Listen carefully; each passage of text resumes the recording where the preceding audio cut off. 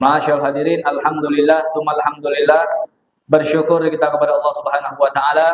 Berterima kasih kita kepada Allah Subhanahu wa taala yang mana Allah Subhanahu wa taala telah memberikan nikmat yang banyak kepada kita. Di antaranya Allah Subhanahu wa taala memberikan umur, memberikan kesempatan kepada kita untuk beribadah di waktu, di hari ataupun di malam yang dimuliakan oleh Allah Subhanahu wa taala. Alhamdulillah di 10 pertama Dzulhijjah yang amal ibadah kita dilipat gandakan menjadi 700 kali lipat sesuai dengan sabda Nabi kita Muhammad. Dan Nabi Muhammad mengatakan ibadah yang kita kerjakan di 10 malam pertama bulan Dzulhijjah maka seakan-akan dia sedang beribadah di waktu malam Lailatul Qadar. Ini merupakan kenikmatan besar dari Allah Subhanahu wa taala. Perlu banyak-banyak kita bersyukur kepada Allah Subhanahu wa taala dan mudah-mudahan nikmat ini akan terus diberikan Allah Subhanahu wa taala. Nikmat-nikmat semacam ini, kesempatan untuk taat, kesempatan untuk ibadah, Allah pilih kita menjadi orang-orang yang memakmurkan masjid Allah. Mudah-mudahan nikmat ini akan tetap diberikan oleh Allah Subhanahu wa taala sampai kita bertemu dengan Nabi kita Muhammad di dalam surganya Allah Subhanahu wa taala. Amin ya rabbal alamin. Masyaallah hadirin, alhamdulillah. Malam hari ini kita bakal melanjutkan pelajaran kita dari kitab Matan Ghaya wa Takrib, pembahasan tentang syarat-syarat salat dianggap sah dalam syariat Nabi kita Muhammad sallallahu alaihi wasallam. Karena dikatakan orang yang salat bukan berarti salatnya tanpa dikontrol, bukan berarti asal salat. Ada ilmu-ilmu yang harus kita pelajari kalau seandainya salat kita ingin diterima oleh Allah Subhanahu wa taala.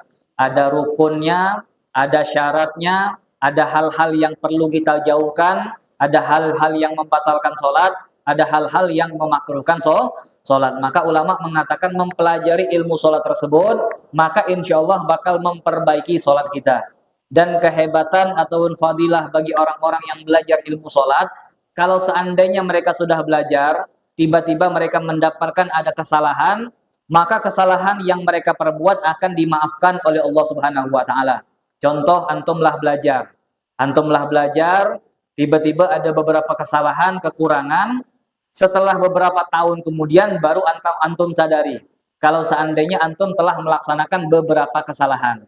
Maka dikatakan untuk orang yang sudah belajar, kalau seandainya mereka sudah melaksanakan sholat namun mengerjakan beberapa kesalahan, maka berkat kita pernah belajar tadi, kesalahan kita akan dimaafkan oleh Allah Subhanahu wa taala. Ada yang namanya ijtihad kecil. Nanti kita bakal bahas apa itu ijtihad besar, apa itu ijtihad kecil. Ijtihad kecil kita sudah belajar, setahu kita ini yang benar, ini yang dikatakan sama Nabi Muhammad, tiba-tiba salah. Maka dikatakan amal semacam ini tiba-tiba salah ataupun tidak sesuai dengan syariat Nabi kita Muhammad, maka insya Allah untuk orang yang belajar akan dimaafkan oleh Allah Subhanahu wa taala. Berbeda dengan orang-orang yang tidak pernah belajar dan tidak mau belajar. Tiba-tiba nanti di padang mahsyar Allah mengatakan salat kalian salah, ibadah kalian salah, lantaran dulu dia tidak pernah belajar, tidak ada yang namanya mujahadah, tidak ada yang namanya ijtihad, maka ibadah mereka ditolak oleh Allah Subhanahu wa taala. Maka mudah-mudahan semakin kita banyak, semakin kita sering belajar, insyaallah salat kita semakin bagus dan salat-salat yang lalu insyaallah semuanya akan diterima oleh Allah Subhanahu wa taala. Amin ya rabbal. Bismillahirrahmanirrahim. Adapun syarat yang pertama yang disebutkan dalam kitab ini, yang mana kalau seandainya kita luput dari 5 syarat ini maka salat kita tidak dianggap sah. Jadi dikatakan orang yang ingin salatnya dianggap sah harus memenuhi 5 syarat tadi.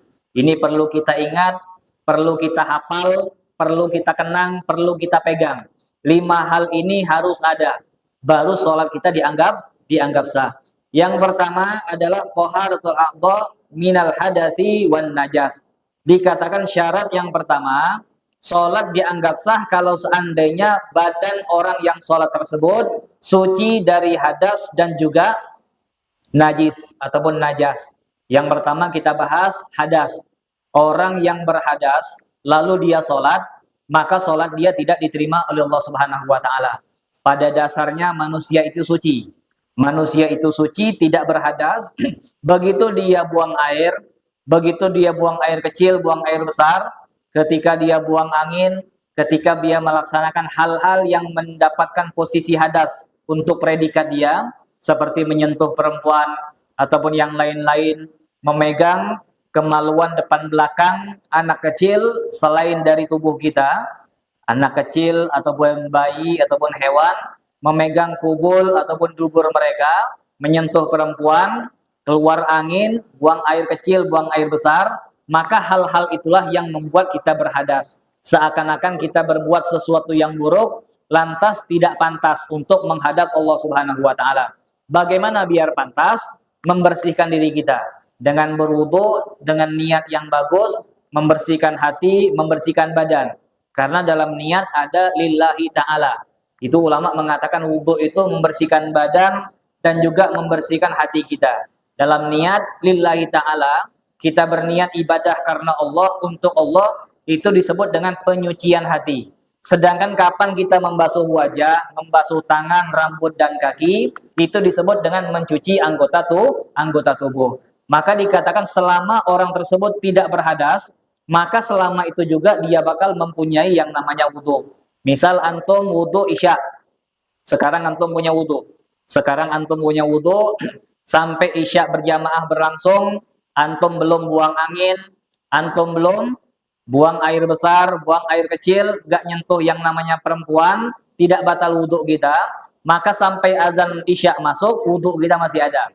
Sampai pulang ke rumah jam 9 misal, istri kita sudah tidur, atau mungkin kita nggak buang air besar, nggak buang air kecil, tidak melakukan hal-hal yang membatalkan wudhu, maka sampai jam 9, kita tidak batal wudhu, kita dianggap syariat oleh Nabi kita Muhammad SAW.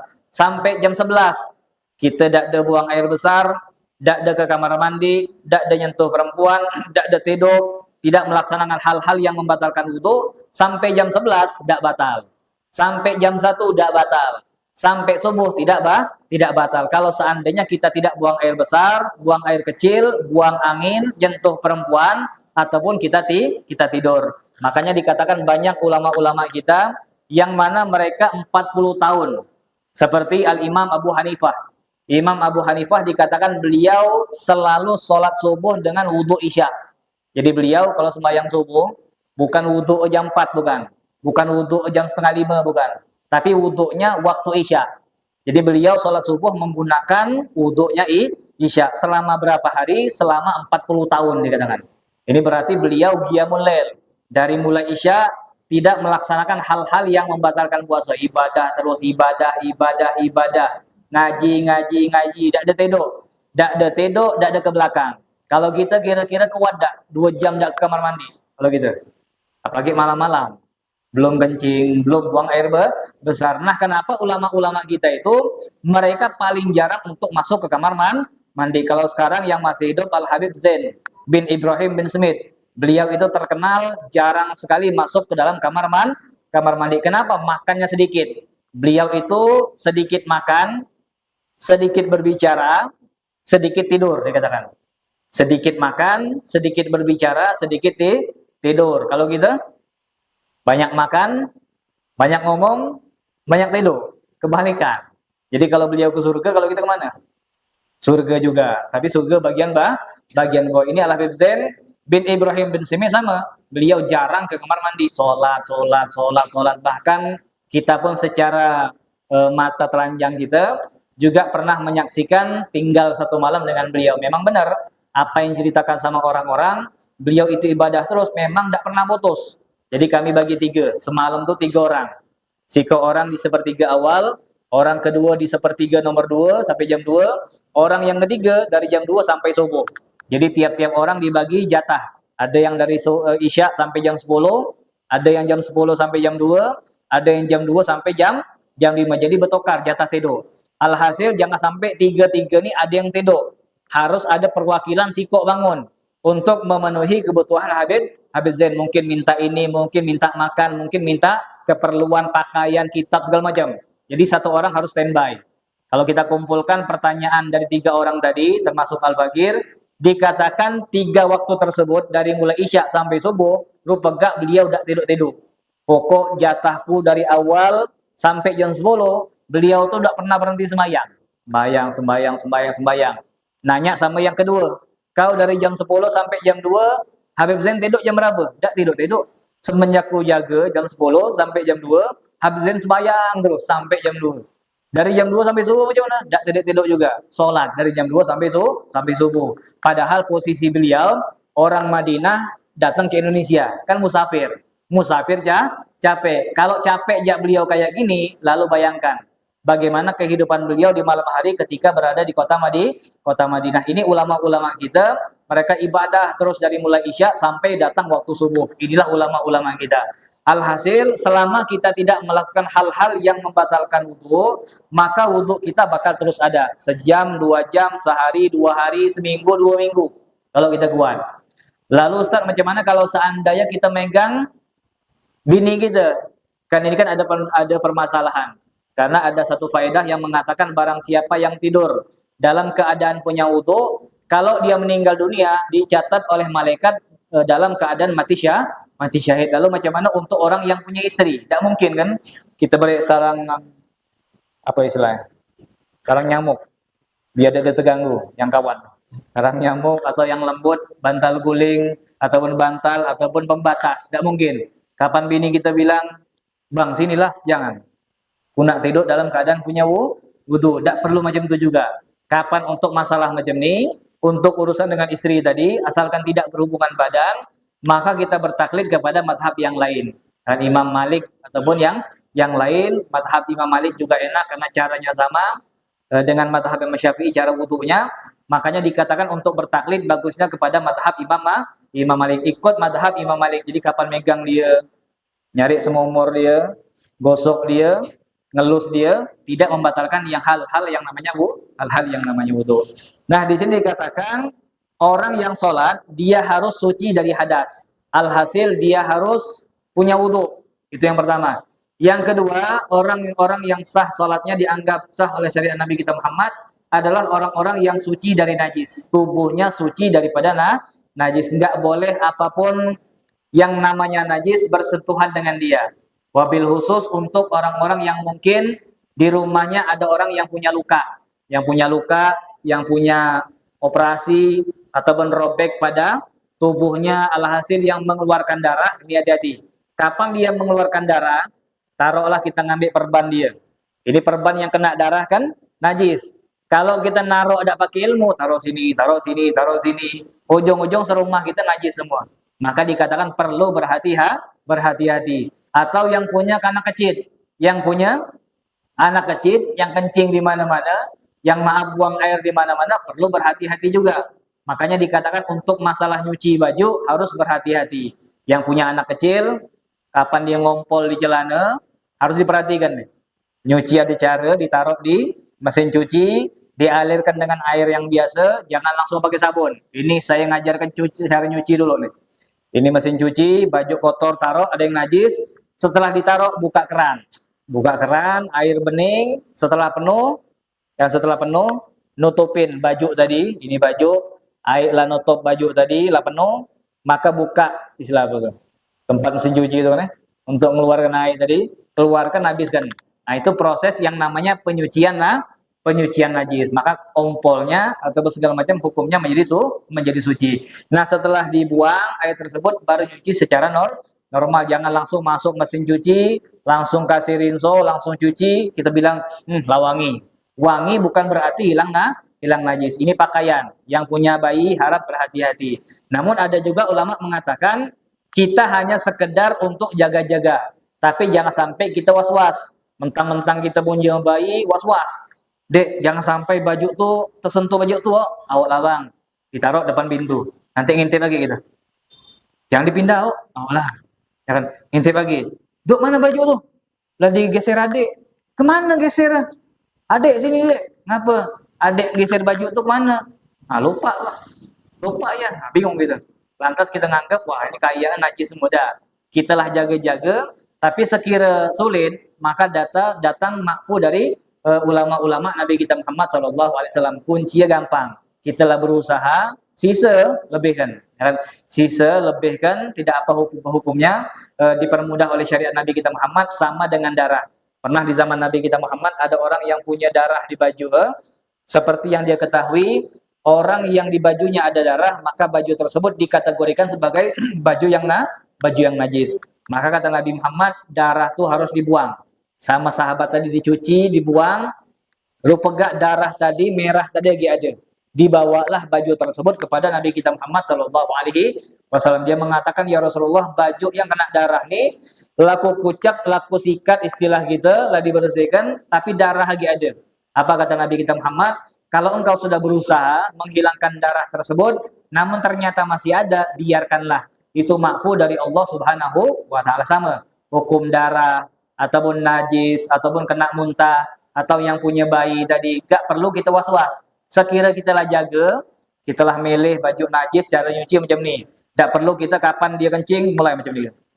Dok apa macam tu? Takut kesenggol. Kapan bini kita lewat, awas-awas, minggir-minggir. Ini orang-orang yang was-was. Jadi sepemahaman dia, kalau nyentuh ni najis, nyentuh ni najis, nyentuh ni najis. Kuncinya gampang, jangan sampai kita lupa, berusaha nyuci dengan cara tadi, selebihnya insyaallah bakal dimakfu dalam syariat Nabi kita Muhammad sallallahu alaihi wasallam. Jangan ada kotoran anak kita ataupun darah orang yang sakit atau orang yang miara kucing. Hati-hati. Orang-orang yang miara kucing, kucing tadi kalau kencing cebok apa dah? Nah, ini hati-hati gitu. Kucing tadi kencing kemana kencing, entah kena bulu, habis kena bulu dia ke sofa atau ke segala macam. Nah, ini perlu berhati-hati. Atau yang mungkin punya bulu lebat sampai dia lepas. Jadi kapan kita sholat, Allahu Akbar, nengok bulu kucing. Duh, bulu joki nih, joki kucing dia maksud. Bulu kucing, bulu kok joki tadi. Ini dikatakan kalau seandainya bulunya lekat di baju kita, maka dikatakan sholat membawa najis, karena rambut ataupun bulu kucing yang lepas itu hukumnya sama seperti bangkai kucing, sama. Apa jalan? Bulu tikus, macam mana Ustaz? Ada tikus, saya lem ataupun saya pukul ataupun dia meninggalkan bulu, mungkin gara-gara dia kelahi, kejepit segala macam, atau mungkin dia sakit. Alhasil ada bulu tikus. Bulu tikus tadi najis apa tidak kira-kira? Najis, karena tikus kapan dia menjadi bangkai maka hukumnya menjadi bangkai. Kuncinya kalau seandainya ada hewan yang mati jadi bangkai, maka dikatakan bulu yang lepas tadi hukumnya adalah najis, suci dari hadas dan suci dari najis. Kemudian dikatakan wasatrul aurah, orang yang sholat harus menutup badannya dengan pakaian bilibasin tohir, dengan pakaian yang tohir. Dikatakan orang yang sholatnya ingin dianggap sah oleh syariat Nabi kita Muhammad, maka dia harus menutup aurat. Dengan apa? Dengan pakaian yang suci. Aurat untuk laki-laki pusar sampai dengkul. Ini untuk laki-laki. Kita belajar siaran ulang. Untuk laki-laki, kalau sendiri. Laki-laki kalau sendiri, auratnya cuma 2. Kalau kita di hutan. Kalau kita di kamar kita, kalau kita di kamar mandi, kalau kita sendiri, tidak ada orang lain, aurat kita cuma 2, depan sama belakang. Maaf kalau kita pakai sempak, berarti kita dianggap nutup aurat. Kalau kita sendiri. Tapi kalau seandainya ada orang lain, ataupun ada laki-laki lain, maka dikatakan yang wajib ditutup adalah dari lutut sampai ke pusar. Ini untuk laki-laki. Kalau perempuan, seluruh anggota tubuh. Ada ulama yang mengatakan kecuali wajah sama telapak tangan, sama dengan hadapan manusia, sama dengan menghadap Allah Subhanahu wa Ta'ala. Yang boleh dibuka cuma 2, telapak tangan sama wajah. Telapak tangan sampai ke kursuk. Jadi kalau kita putar tulang kita, nah nih. Kalau kita putar tulang kita, bagian yang tidak bergerak tadi, ini kan bergerak nih. Nah, bagian yang tidak bergerak itu batas akhir daerah yang harus ditutup. Nah, jadi kayak gini. Ini ada tulang nyembul nih. Nah, ini ada tulang nyembul.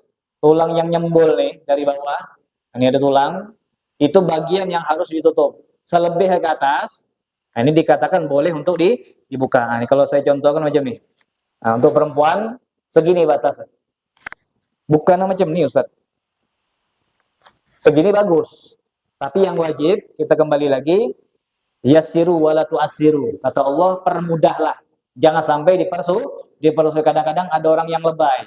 Kurang tutup tuh. Segini dia. Kalau mundur sedikit, batal. Ada. Dikatakan batasnya adalah kursuk. Itu batas asal fikihnya. Kursuk itu bagian yang kalau kita goyang, dia tidak bergoyang. Tulang lurus itu. Nah, itu bagian kursuk yang harus ditutup. Sedangkan yang bisa bergoyang, nah ini yang bisa berpindah kanan kiri, itu bagian yang boleh dibuka. Jadi depan ataupun belakang ini sama. Bagian yang pertama dari perempuan yang boleh untuk dibuka. Yang kedua adalah wajah. Wajah perempuan tadi sama dengan laki-laki, dari ujung rambut ditarik lurus sampai ke anak telinga nih. Nah, ini namanya apa? Anak telinga nih, yang kecil nih. Nah, dari ujung rambut orang yang normal ditarik lurus sampai ke anak telinga. Bukan bulat, bukan petak, bukan ngikut rambut ya, bukan. Tapi lurus. Ini perlu kita pahami. Karena nanti kita bakal menemui ada perempuan-perempuan yang kayak di Turki. Pernah ada antum ketemu dengan perempuan Turki? Punya kawan Turki? Nah, kalau antum punya kawan Turki, kadang-kadang orang tuh rambut pelipis yang puan-puan tuh sampai ke sini kan. Nah, ini dikatakan mereka itu kalau pakai jilbab tetap kelihatan rambut pelipis tuh. Maka dikatakan rambut pelipis tadi bukan termasuk wajah karena dia tumbuh di wajah, bukan tumbuh di kepala. Sedangkan rambut itu yang tumbuh di tengkorak kepala. Makanya dikatakan batasan wajah tadi untuk perempuan dan laki-laki dari ujung rambut orang yang normal ditarik lurus, bukan bulat, bukan petak. Ditarik lurus sampai ke anak telinga. Nah, itu bagian wajah. Kalau dia tumbuh di sini, entah laki-laki entah perempuan, maka dikatakan bukan termasuk aurat. Sedangkan bagian bawah baru mengikuti bentuk tulang wajah. Nah, kalau ini baru ngikutin tulang wajah. Kalau muka dia lonjong macam ni, lonjonglah wajah dia. Tapi kalau seandainya muka dia macam ni, seginilah wajah dia. Maka ngikutin wajah. Kalau bagian bawah. Sampai mana? Sampai tulang bagian bawah. Ini untuk wajah perempuan. Sedangkan kaki wajib ditutup. Kalau kaki wajib ditutup. Kemudian untuk masalah kunci sholat, masalah aurat di sini, aurat tidak boleh terlihat. Kalau seandainya dari atas terlihat, maka membatalkan yang namanya sholat. Ini kunci, ini rumus. Aurat kalau kelihatan dari atas, batal. Kalau kelihatan dari bawah, tidak batal. Misal macam ni, antum sholat, ini contoh gampang nih, jami nih. Antum sholat di bagian atas, di pinggir pagar tuh. Di pinggir pagar antum sholat, tiba-tiba entah ada angin, entah terbuka sarung gitu. Alhasil ada orang lewat ngelihat paha gitu. Kapan ada orang sholat kita nengok, duh, Pak Haji itu paha kelihat. Langsung kita manggil, Ji, aurat tuh, gitu. Kita dari bawah. Nah, ini kata ulama, kalau dari bawah tidak batal. Dan kalau dari bawah tidak batal. Dari bawah ini maksudnya dari bawah bagian kaki. Jadi ini tubuh manusia, ini kepala, ini badan, ini pinggang, ini kaki. Maksud dari bawah tadi dari sini. Nah, biar kita paham. Maksud dari bawah tadi dari sini. Tahu lah Ustaz. Belum tahu antum. Jangan sok-sok tahu. Maksud dari bawah itu macam ni. Nah, nanti ada contoh kedua, kayak ada dari bawah tapi bukan dari bawah. Nah, contoh macam ni. Dia nengok dari sini ke atas. Kalau kita nyebut dari mana? Dari bawah kan? Padahal bukan dari bawah. Menurut versi syariat Nabi kita Muhammad sallallahu alaihi wasallam. Contoh kayak gini, ada orang puan. Ada orang puan pakai mukena putusan namanya. Ada mukena putusan. Kapan dia pakai mukena putusan? Tiba-tiba kapan dia sholat, misal. Kalau dia rukuk, nah misal, dia angkat tangan. Kalau dia angkat tangan, kalau seandainya ada orang ngintip dari bawah, kelihat bagian sini dia, maka tidak boleh. Kalau seandainya ada orang ngintip, seandainya. Kapan ada orang sholat, angkat tangannya, seandainya. Ada orang yang ngintip dari bawah, kelihat bagian sini dia, kapan dia ngangkat tadi, atau dia nampakkan leher dia, ataupun aurat dia ke bumi. Seakan-akan bumi itu bisa nengok dia. Nah, ini kalau seandainya bagian bawah yang terlihat dari leher tadi, maka ini disebut dengan hal-hal yang membatalkan yang namanya sholat. Makanya dikatakan maksud terlihat dari bawah tadi, benar-benar dari bawah kaki kita. Dan benar-benar dari bawah kaki kita. Untuk orang yang pakai mukena tadi. Misal, dia tidak macam ni cuman. Orang nengok dari samping tidak kelihatan. Dari depan tidak kelihatan, dari belakang tidak kelihatan. Tapi kalau seandainya ada orang macam ni, misal, atau ada kucing lewat, seandainya kucing ternengok kelihatan badan dia, maka ini disebut dengan hal-hal yang membatalkan yang namanya sholat. Maka maksud hal yang membatalkan sholat dari aurat tadi tidak boleh terlihat dari bawah tadi, nah ini dikatakan ada batasan. Yang boleh dilihat dari bawah itu benar-benar dari bawah. Sedangkan dari bawah tapi bagian tengah-tengah, maka termasuk hal-hal yang membatalkan sholat. Paham nggak gitu? Jadi benar-benar dari bawah kaki orang tersebut. Benar-benar dari bawah kaki orang tersebut. Nah nanti sering kita jumpai, ada orang yang sembahyang. Dia sembahyang pakai kain, mungkin antum sering nengok juga. Kapan dia sujud, kira-kira bagian belakang lutut dia kelihatan apa enggak kira-kira? Kalau dia pakai kain. Kalau dia pakai kain, dia sujud. Allahu Akbar. Kita dari belakang, misal seandainya kita nengok di dalam lingkaran kain dia tadi, bagian belakang lutut dia. Nah ini. Ini biasa kelihatan apa enggak? Pertanyaan saya. Belakang lutut ini aurat apa bukan? Aurat. Kira-kira yang kelihatan dari belakang tadi batal apa enggak? Yang bilang batal angkat tangan. Yang bilang tidak batal angkat tangan. Yang tidak bilang apa pulang. Ini dikatakan kalau kelihatan dari belakang macam itu tidak batal. Karena hitungannya terlihat dari bawah dari bawah kaki itulah kunci. Pokok kalau yang terlihat dari bawah kaki tidak apa-apa. Entah dia dari tangga, entah dia dari kirang-kirang. Jadi tidak ada kewajiban untuk laki-laki tersebut dia harus ngerapatkan bagian kaki tadi. Misalnya kaki, contoh enak, nyontok ke kaki tidak enak. Jadi tidak ada istilah kalau kita sembahyang di atas takut dilihat sama orang bawah.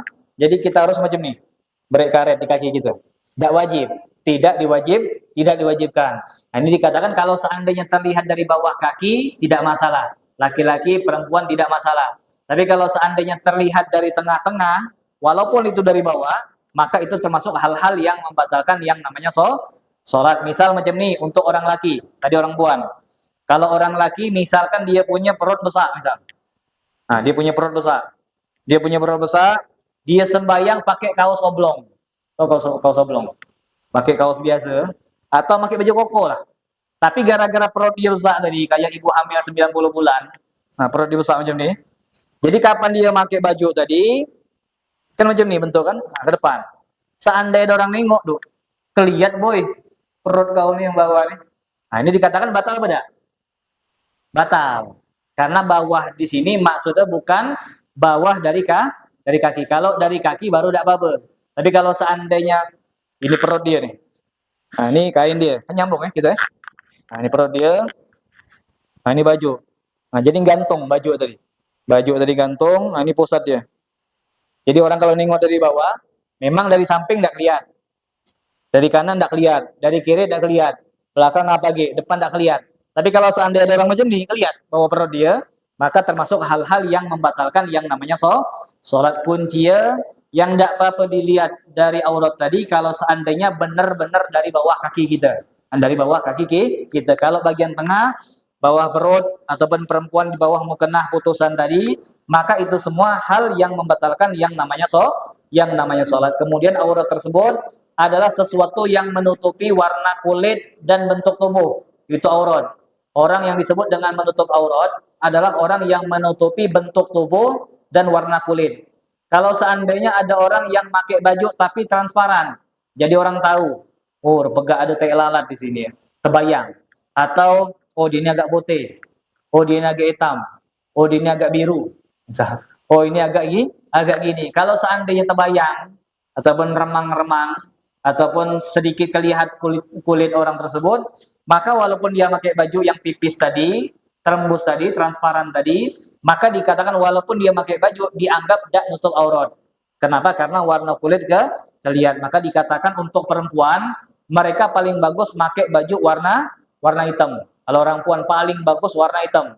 Kenapa paling bagus warna hitam? Karena hitam itu merupakan warna yang paling menutupi. Itulah kenapa kalau di Hadramut, kalau di mana-mana perempuan-perempuan itu apalagi yang bercadar, mereka kebanyakan menggunakan warna hitam. Kenapa? Warna yang paling menutupi warna kulit. Kemudian yang kedua, yang namanya menutup aurat adalah yang menutupi bentuk tubuh tersebut.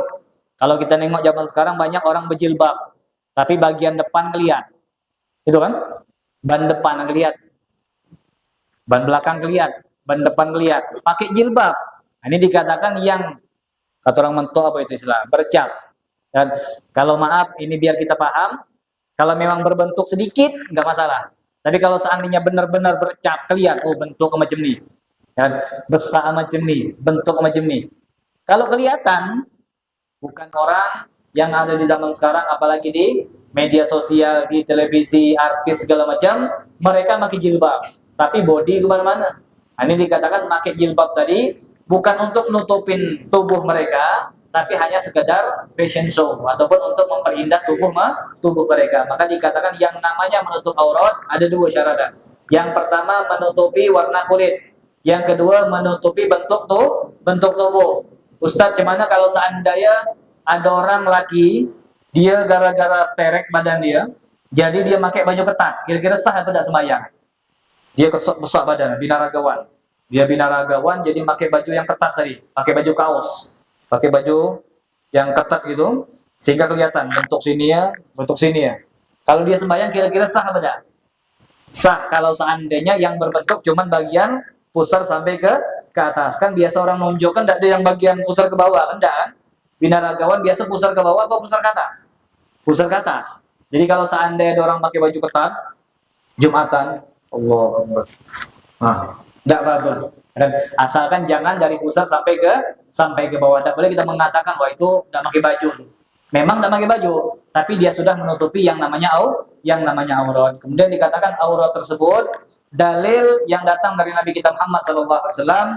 Dalam hadis ini dikatakan la tuqbalu sholatul haid illa bi khimar. Hadis yang pertama, dalil yang pertama Nabi Muhammad mengatakan perempuan yang sudah haid ataupun laki-laki yang sudah baligh ataupun orang yang sudah mendapatkan kewajiban perintah ibadah dari Allah Subhanahu wa taala, maka sholat mereka tidak diterima kecuali bi khimar, kecuali dengan kerudung, kata Nabi kita Muhammad SAW.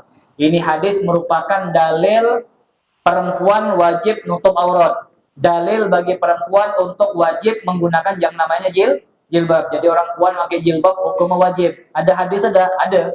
Yang pertama hadis tadi illa bi khimar. Perempuan tadi tidak boleh sholat, tidak sah sholatnya kalau seandainya tidak pakai kerudung yang menutupi kepala, kata Nabi kita Muhammad SAW. Yang kedua, datang dari Sayyidah Aisyah, istri Nabi kita Muhammad SAW. Laqad kana Rasulullah SAW yusallil fajar. Nabi kita Muhammad pernah sholat fajar. Fayashhadu ma'ahu nisa'un minal mu'minat. Dan di belakang Nabi kita Muhammad ada perempuan-perempuan. Waktu itu pernah Nabi Muhammad sembahyang subuh. Nabi Muhammad sembahyang subuh di belakang orang puan. Nah, orang puan di belakang Nabi Muhammad jadi makmum Nabi Muhammad sampailah mereka pulang. Ditanya sama Sayyidah Aisyah, wahai Rasulullah, yang di belakang kau itu siapa? Tidak tahu. Nah, ini maksud tidak tahu tadi. Maksudnya Nabi Muhammad ketika melihat perempuan tadi seluruh tubuhnya ditutupi. Kalau dibuka kan kelihatan. Nah, ini termasuk dalil cadar. Jadi orang-orang yang bercadar, inilah dalil mereka. Nabi Muhammad tidak tahu, ketutup semua. Dan kalau seandainya wajahnya saja kebuka, tahu. Oh, itu Siti Corona di belakang tuh. Oh, ini Siti masker. Oh, itu Siti vaksin di belakang. Ini kan Nabi Muhammad tidak tahu. Maka Sayyidah Aisyah mengatakan, ini menunjukkan seluruh tubuh perempuan tersebut ditutupi ketika mereka sholat di belakang Nabi kita Muhammad SAW. Ini menunjukkan nutup aurat ataupun nutup dengan jilbab, dengan cadar. Ini memang bersumber dari Nabi kita Muhammad SAW. Kemudian dikatakan wal wuqufu ala makanin tahir. Syarat sah sholat selanjutnya adalah berdiri di tempat yang suci. Tidak boleh berdiri di tempat yang najis. Maka dikatakan masjid atau rumah kita, tempat kita sholat, maka tempat tersebut harus suci dari najis. Dan hati-hati untuk antum yang biasa Jumatan pakai sejadah. Yang terbiasa dari dulu, misalkan kapan Jumatan bawa sejadah tulah, kapan Lebaran bawa sejadah tulah. Mungkin gara-gara banyak karpet lah jarang orang kan. Tapi kalau kita ingat zaman-zaman dulu, rata-rata orang bawa sejadah semua gitu kan. Nah, kalau seandainya sejadah tadi, sikok-sikok itulah sejadah dia bawa kemana-mana, maka dia harus memastikan sejadah yang dia pakai tadi hukumnya adalah suci. Kalau seandainya sejadah tersebut najis ataupun tidak suci, maka sholat yang dia kerjakan di atas sejadah tersebut, maka hukumnya adalah najis, maka perlu berhati-hati. Maka dikatakan sholat di atas tempat yang suci, baik di sejadah kita, sejadah yang kita bawa, ataupun karpet, ataupun lantai tempat kita sholat, maka wajib kita perhatikan. Wal ilmu bidukhulil waqti. dan ilmu ataupun mengetahui dengan masuknya waktu. Jadi orang baru boleh sholat kalau seandainya dia lah tahu waktu. Lah masuk waktu maghrib sholat, lah masuk waktu isya dia sholat. Kalau dia nanya-nanya tidak boleh. Dan kalau dia nanya-nanya tidak boleh. Kemudian yang terakhir, wastiqbalul kiblah, orang yang ingin dianggap sah sholatnya oleh syariat Nabi kita Muhammad, sebelum dia sholat dia harus mengetahui yang namanya kiblat. Jadi tahu kiblat dulu, lah tahu baru dia sembahyang. Mana kiblat ini? Mana kiblat itu? Dikatakan orang mengetahui kiblat dengan 4 tanda. Yang pertama dengan musyahadah. Jadi orang bisa tahu itu kiblat ada 4 tingkatan. Yang pertama tingkatan yang paling tinggi dengan musyahadah, dengan ngelihat orang-orang yang di Mekah, orang-orang yang di Masjidil Haram, jorang langsung melihat Ka'bah. Maka dengan melihat Ka'bah tadi mereka berada di posisi yang pertama. Yang kedua, ikhbarul alim, pemberitahuan dari orang alim. Yang mana orang alim tadi barusan melihat Ka'bah. Misal contoh kayak gini, Ka'bah di luar, kita di bagian dalam, di Masjidil Haram. Kapan kita nak sembahyang, kita nanya, di mana letak Ka'bah? Oh di situ. Karena dia habis keluar, habis tawaf mungkin, habis melihat Ka'bah, kita nanya di mana ke Ka'bah? Oh di sebelah situ. Oh lurus, dia lurus. Nah ini dikatakan menempati posisi nomor 2. Kemudian yang ketiga, menempati posisi yang ketiga adalah ijtihad dengan menggunakan kompas kayak gitu. Kompas jami. Oh, mana kiblat ini? Itu namanya posisi nomor 3. Posisi nomor 4 ini biasanya ditempati oleh orang-orang awam yang bukan pengurus masjid, yang bukan panitia, yang tidak ada hubungannya dengan tim-tim yang bertugas di masjid, gak ada ketika pembangunan masjid berlangsung, gak ada ketika pengecekan kompas berlangsung, mereka hanya ngikut. Misal ada orang sembahyang di jami, nengok orang kesini semua, dia ngikut juga. Nah, ini menempati posisi nomor 4, yaitu taklid, ikut-ikut. Entah taklid, jadi menghadap kiblat ada 4 tingkat. Ngelihat langsung, dikabarkan sama orang yang ngelihat langsung, kemudian dengan ijtihad, dengan kompas. Yang keempat dengan taklid, dengan ngikut. Kapan kita ke Tua Tunu, kapan kita ke Pangkal Pinang, nengok masjid, ngadap situ, ngikut kita. Kita kan tidak pernah, Pak Ketua, ini masjid nih pakai kompas enggak? Pakai kompas. Ini bukti rekaman ada nih. Kami di video kami, di foto kami, ini jelas. Nah, ini kalau kita nanya macam itu, maka menempati posisi nomor 3, yaitu ijtihad. Tapi tidak perlu. Ini hanya pemahaman kita. Kiblat tadi diketahui dengan 4 tingkatan. Melihat langsung, dikabari orang yang melihat, sama ijtihad, sama taklid. Kemudian dikatakan wa yajuzu tarkul kiblah fil halatain. Yang terakhir, orang boleh meninggalkan kiblat ketika sholat hanya dalam 2 keadaan. Jadi orang boleh sembahyang tidak ngadap kiblat, cuma 2. Yang pertama fi syiddatil khauf, orang yang sholat dalam keadaan berperang. Orang yang berperang kalau dia sholat tidak wajib untuk menghadap yang namanya kiblat, atau yang kayak kita belajar kemarin di jami. Orang yang ngejar maling, kamalah. Orang yang ngejar maling itu posisi sholatnya sama dengan syiddatul khauf. Jadi kapan dia sholat Allahu Akbar, kapan bar, dia ambil HP dia. Allahu Akbar. Ada maling, ambil HP dia lari. Ini kalau kita ngejar maling tadi sambil sholat sebenarnya boleh. Jadi kalau antum bisa kejarlah maling tadi dalam keadaan sholat. Macam mana Ustaz? Sembahyang, baca doa iftitah, baca Al-Fatihah, baca Al-Kafirun, kejar dia, kejar. Tapi kan ngadap sana, tidak apa-apa. Ini untuk orang yang ngejar maling tadi sama dengan syiddatul khauf. Dia ngejar maling tadi walaupun ngadap kanan, ngadap kiri, ngadap ke tebing salam, ngadap ke mana-mana tidak masalah. Kanan kiri karena tidak harus menghadap yang namanya kiblat. Yang penting dia tidak melaksanakan hal-hal yang membatalkan sholat kecuali kiblat. Apa itu kayak ngomong? Jangan kau ni maling ngambil apiku, batal. Jadi kapan kita ngejar maling, kejar aja. Kejar, cekek, pukul. Bismillahirrahmanirrahim. Amin. Ini dikatakan contoh, kalau gitu bisa. Maksudnya tidak harus menghadap yang namanya kiblat. Kemudian seseorang boleh sholat tanpa menghadap kiblat kalau seandainya dia sholat sunnah di perjalanan. Ini sholat sunnah di perjalanan 2 kunci ya. Sholat sunnah sama di perjalanan. Kalau sholat wajib di perjalanan tetap wajib menghadap kiblat. Kalau sholat sunnah di rumah tetap wajib menghadap kiblat. Jadi dua syarat ini harus terpenuhi. Sholat sunnah sama dalam perjalanan, maka boleh bagi mereka untuk meninggalkan yang namanya untuk melihat kiblat. Mudah-mudahan pelajaran yang singkat ini bakal memberikan pemahaman untuk kita.